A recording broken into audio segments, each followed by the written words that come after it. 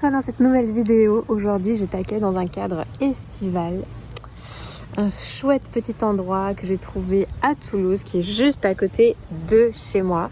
Et pourquoi est-ce qu'aujourd'hui je t'emmène dans ce cadre-là? Parce que je t'annonce l'ouverture de la saison 2 de l'été des Paulettes. Alors l'été des Paulettes, c'est quoi? C'est une série de vidéos pour t'accompagner pendant tes vacances, pendant l'été d'ailleurs, que tu sois en vacances ou pas.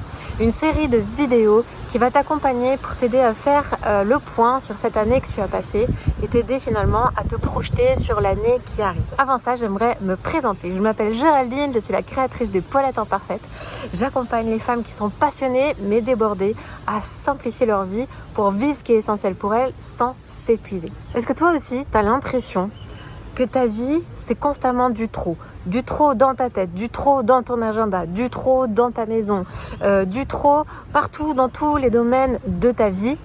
Si c'est ton cas, j'aimerais te dire qu'il existe des solutions pour simplifier ta vie et pour sortir de ce trop. Ce trop qui va créer du stress, qui va te créer de la pression dans ton quotidien, qui va créer de l'irritabilité, qui va créer de l'impatience, de la fatigue, qui va petit à petit, tout doucement, te mener vers l'épuisement et parfois jusqu'au burn-out.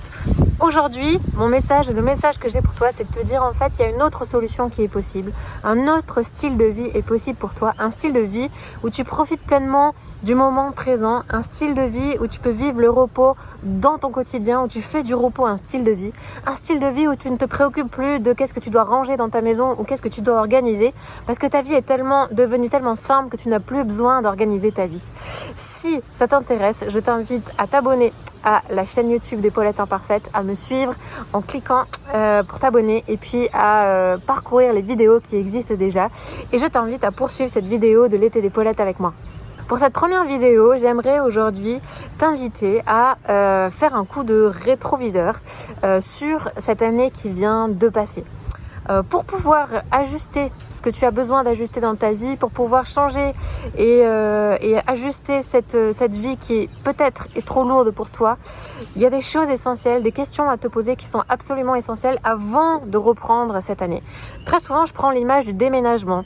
Quand tu déménages, que tu changes de maison, ce que je conseille très souvent, c'est que tu fasses du tri chez toi avant de déménager. Au lieu d'emmener toute ta maison et de faire du tri une fois sur place, eh bien, pense à faire du tri avant. Déjà, ça, c'est le premier conseil si tu déménages.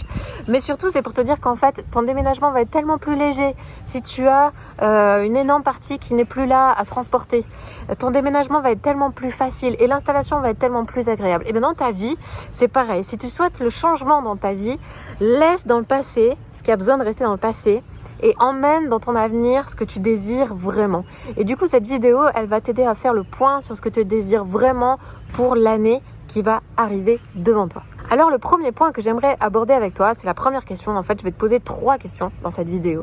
La première question, c'est regarde tout ce qui a rempli ton agenda pendant l'année qui vient de passer. Et regarde 2 choses, mets ton curseur sur 2 choses. Qu'est-ce qui t'a pris de l'énergie et qu'est-ce qui t'a donné de l'énergie? Fais-toi une liste où tu écris tout ça en mode brainstorming, toutes les idées qui te viennent. Et puis surligne dans une certaine couleur ce qui t'a donné de l'énergie et surligne dans une certaine couleur ce qui t'a pris de l'énergie. À partir de là, ce qui te reste à faire, c'est ce qui t'a donné de l'énergie, cultive-le. Cultive-le, fais-lui plus de place dans ta vie. Va chercher encore plus ce que tu kiffes faire, ce qui te booste, ce qui te remplit, ce qui te nourrit, ce qui donne du sens à ta vie. Donne-lui plus de place.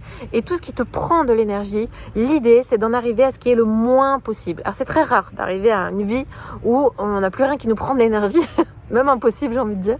Mais par contre, ce qui est possible, c'est que tu puisses ajuster et simplifier tous ces éléments qui te prennent de l'énergie et qui sont trop lourds pour toi. Supprime certaines choses, délègue certaines choses, simplifie certaines choses et tu verras combien finalement ton quotidien et le sens que tu donnes à chaque matin quand tu te lèves va se réveiller, va finalement prendre de l'ampleur, va te permettre de te redonner le kiff dont tu as besoin chaque jour. La deuxième question que j'ai envie de te poser, c'est quelle personne as-tu envie de devenir dans un an? Si on se projette à l'été prochain, quelle est la personne que tu as envie d'être devenue l'été prochain? Alors cette question, elle amène parfois un inconfort. Parfois tu vas te retrouver face à un vide, face à un grand « je ne sais absolument pas qui je veux devenir ». Parfois, tu auras quelques bribes, mais quoi qu'il en soit, ose te poser cette question. Rien que le fait d'ouvrir cet espace dans ton esprit, de te demander quelle personne tu vas devenir, ça va t'amener à réveiller des parts de toi qui sont peut-être un petit peu enfuies. Il y a des choses qui vont infuser. Laisse-toi du temps pour répondre à cette question. Il y a des choses qui vont infuser, qui vont ressortir.